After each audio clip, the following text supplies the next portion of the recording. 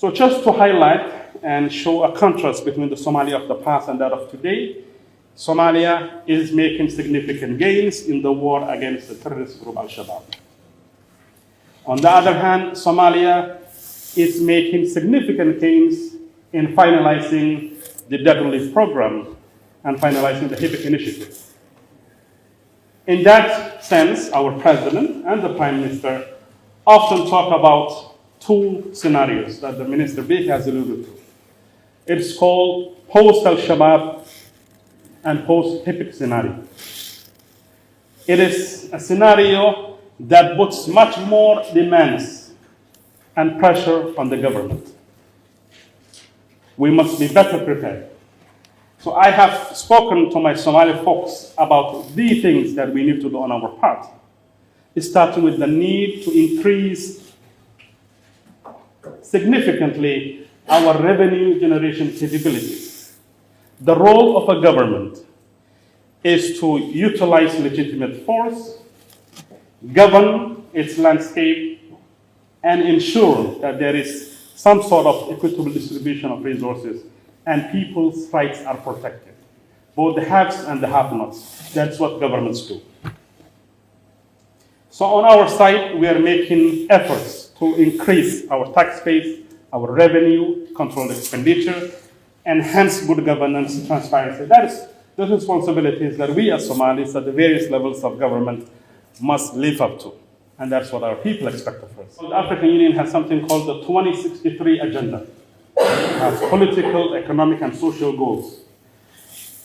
Akin to that principles, I think our president has identified something called 2060 goals. So how do we want to see ourselves when we reach 100 years of existence as a state?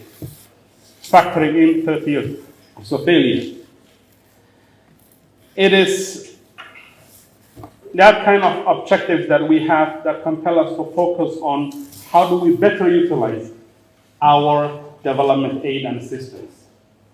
We do not take it for granted that even after 30 years, our partners would continue to support us if we do not fix our ways. The world is changing, and Somalia must adapt to that change. From Ukraine to Sudan, there are other emerging pressing issues and conflicts that need the attention of the international community. So we aspire to be a contributing member to world peace and whatnot once we fix our security problems and improve our government. So we have both long-term objectives and immediate objectives. In the immediate sense, we took quite a while to recalibrate the mechanisms on which we engage our international partners.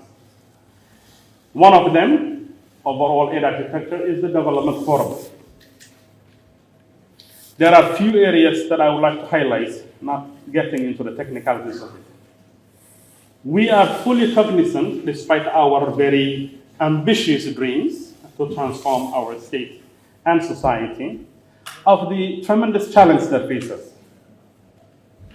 We are not oblivious to the fact that almost half of our population has been constantly subject to droughts and vulnerabilities. We are fully aware that through the efforts of our international partners and the mercy of God, now that we have rain, we were able to avert famine.